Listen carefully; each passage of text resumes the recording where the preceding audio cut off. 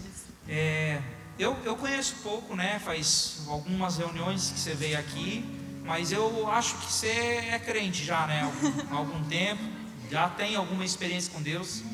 Mas de todas as experiências que você teve com Deus, o encontro se iguala a alguma delas?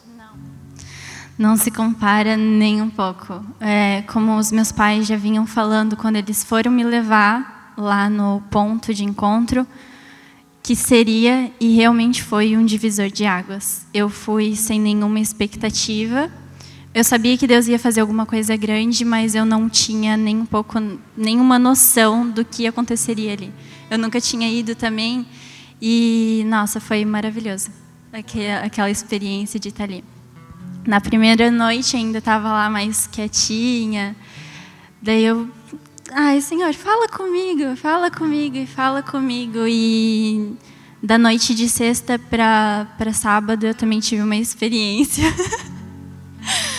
Eu meio que apavorei um pouquinho o quarto inteiro. Não era assombração, galera. Tinha algum bicho lá? No meio da noite eu comecei a ouvir como se alguém me chamasse, mas não era pelo meu nome. Era como se fosse, depois eu fiquei pensando, mas era como se fosse me chamando de sou ou ser. Então ali já começou uma ministração na minha vida. E no meio da noite, depois que eu ouvi alguém me chamando, dizia para mim, levanta e tu tem que ir num lugar. Daí eu pensei, meu Deus, e agora? Não, vou voltar a dormir. Daí eu peguei, virei para o lado e daqui a pouquinho aquela voz de novo. E eu, meu Deus, não, eu preciso fazer alguma coisa. Eu vou falar com a Adri. Só que eu sabia que a Adri estava responsável pelo quarto, mas não sabia em qual cama que ela estava.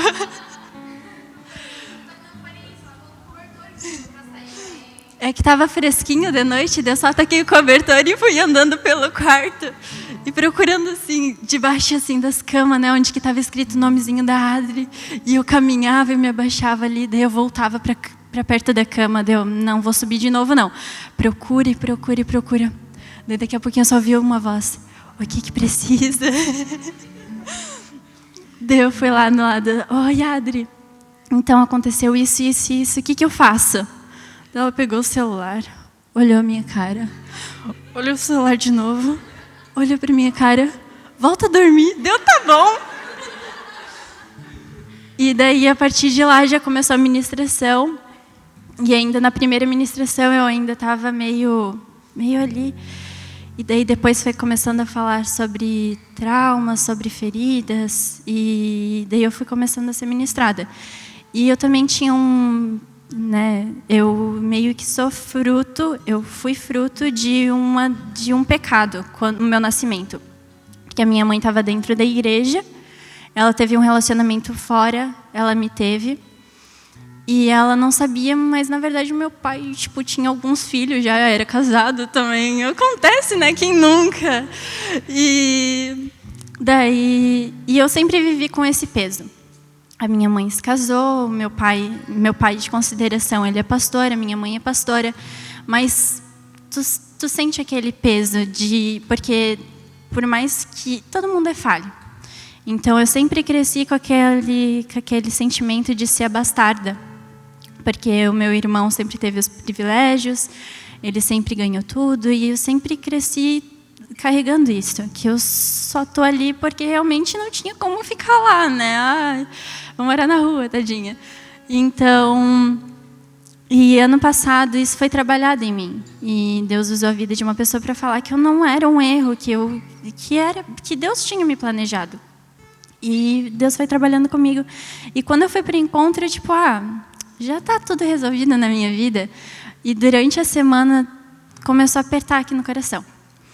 E, inclusive, teve um retiro com o pessoal da nossa igreja, quando eu era pequena, que foi naquele lugar.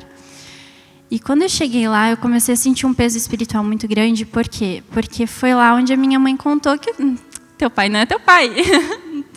E agora? Então, eu comecei a sentir o peso desde lá, desde que a gente entrou lá para fazer a primeira reunião. E então, a paternidade, ele me quebrou, né? pastor Moacir saiu assim, cheio de ranho e baba assim dos lados, com a camisa toda molhada, mas foi um momento assim que eu me desabei.